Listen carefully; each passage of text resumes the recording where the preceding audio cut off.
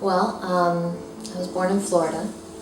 I was raised in Jacksonville, Florida. My entire family was around me, so it was a good childhood. I like to say that I grew up in Wisconsin. I moved there when I was 5, and moved to Florida when I was 15. In college, I met Charles. And I knew very early that I wanted to marry Kristen. In fact, she was dating someone else, and I went to tell my parents that I was going to marry this girl. And they thought I was crazy, and she thought I was crazy too.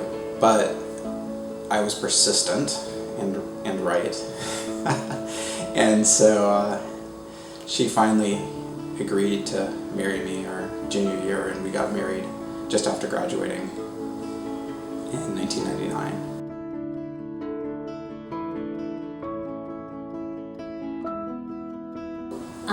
During our premarital counseling, that was one of the questions that came up was, do you want children?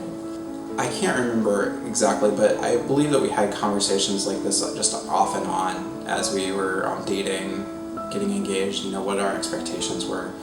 And they were pretty much aligned that we were going to have 2 children. We were definitely on the same page when it came to children. We knew we wanted them, but we also knew we wanted to go to grad school. She was getting her doctorate in English literature, and I was doing mine in computer science. We finally agreed that we would wait until I finished my dissertation, because that way I could focus on the dissertation, and then when I was done focusing on that, then we could focus on having kids. By the time I was done with my dissertation, we started trying, and nothing happened for a year. We weren't getting pregnant, and this was going on, and we thought, well, maybe it's just going to take a while that these things happen. And then about a year later, so this was like spring of 2010, I finally got pregnant, and about 7 weeks in, I had a miscarriage. So I went to the doctor. The doctor's like, well, it could be anything, and just let us know if it happens again. She had 3 miscarriages in the course of about from May to October of that year. That's when I sort of went into the medical round of things. So when you have a miscarriage, especially that early, they start looking for certain things that it's likely to be, and so they run test after test after test on you, and so they came up with a couple of things that probably had been the problem, one of which required surgery. So I had the surgery, everything seemed like it was pretty much okay. We were really stressed. It wasn't just the family. That was really difficult. Didn't know how to deal with the miscarriages. It had been hard before, while we were just, didn't know why we couldn't get pregnant. Then the miscarriages were just really hard. And so they said, well, try again, and hopefully this time it will work out. And then nothing happened for, 5 years? 5 years.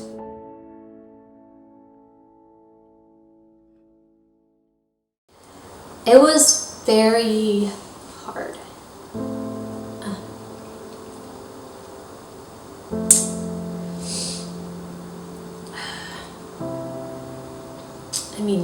A lot of my friends kept having kids, which I was very happy, for my sister, for my friends, for my cousins. That was great. But it could be hard sometimes. How did I feel? I felt like confused.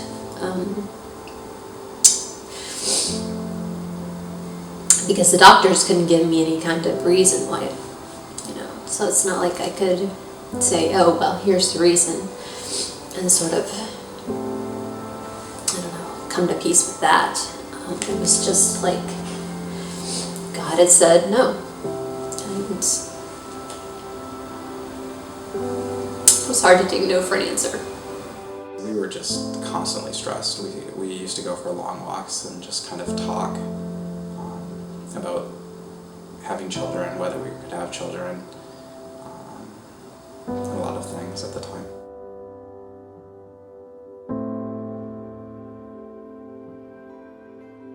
It felt like my life, I mean, with no kids even, it was like, what's the point of what I'm doing, you know? I'm not giving much to the world around me. I don't have a whole lot of purpose. It didn't feel like, something I needed to be angry about, but just, what's going on? Like, is this a no? Should we consider something else? Are we just going to continue to be stressed? I used to think of a pond where a lot of people would pour things in and then nothing would be coming out. So I felt like I was kind of a dead end in some ways. It's hard when people come up to you and smile and ask you, are you going to have kids? Have you thought about having kids? And you get that reinforced with everything around you, that this is expected, this is the thing to do. Just couldn't justify it in my mind.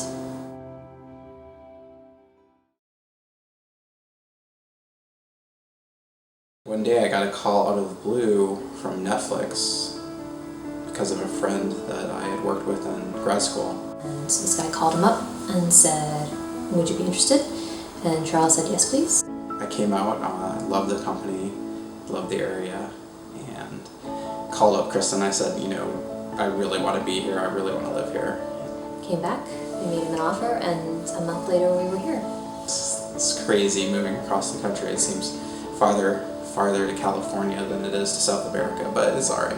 Finally, I got referred to a doctor who specializes in infertility. Once we were out here, we were like, okay, start thinking about this again.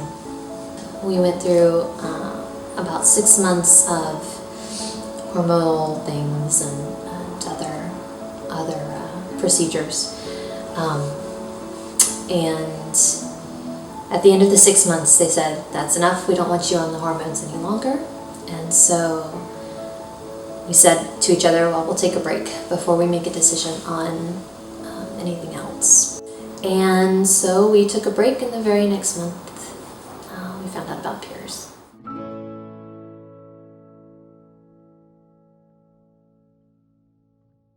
When I first held him without all his wrappings on, when I was feeding him and stuff like that, he was so floppy.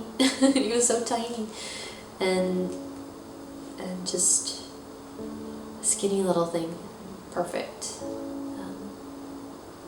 He had a personality, a lot of drive. He was a strong little guy.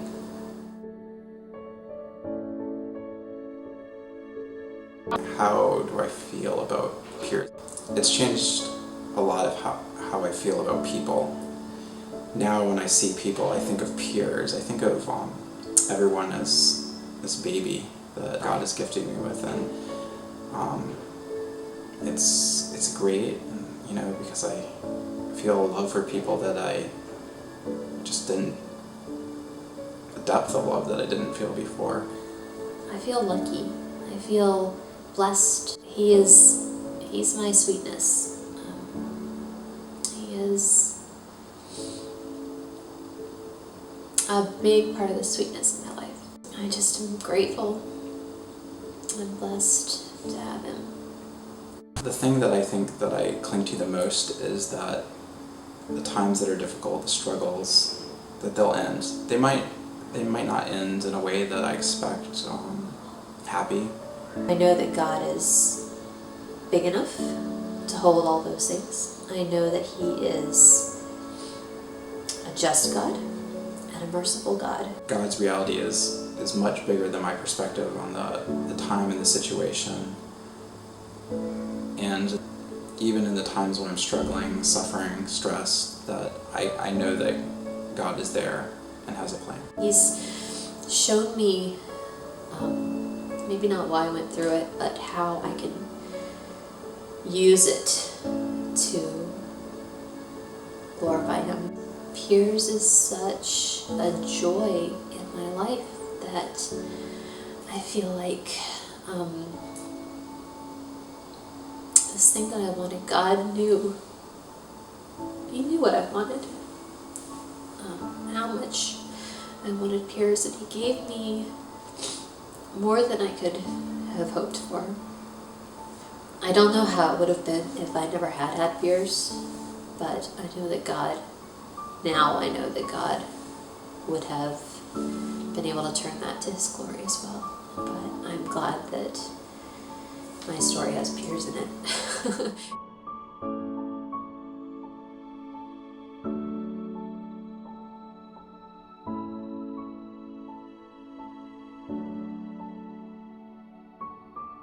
I think as trials come up again,